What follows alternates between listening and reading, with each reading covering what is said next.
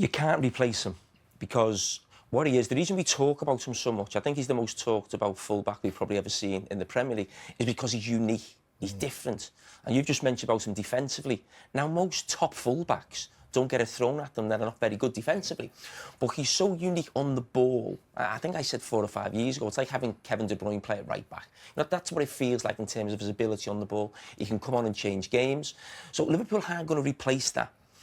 So Liverpool need to replace his creativity. They're not going to do that from right back. They need maybe to do that from an attacking midfield position or maybe a left wing position. So the team has to evolve that way.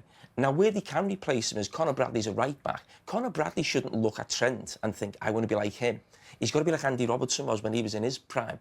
A proper fullback, up and down, aggressive, at the winger, maybe overlapping, getting crosses in, underlapping is what the Liverpool fullbacks like to do. So you're not going to be able to replace him, so forget that. But the big decision Liverpool have, or a couple of decisions between now and the end of the season and the summer is, if Trent hasn't committed, which he hasn't, obviously, to the manager for next season, he shouldn't be starting games.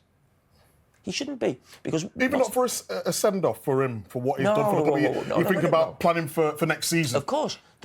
Liverpool are not here as a football club to give someone a send-off. Yeah, but, I mean, you win the league for so long. He's been a vital part of that. I mean, yes, I understand what you're saying in terms of, like, you've got to prepare for next season. I totally get that point, I do.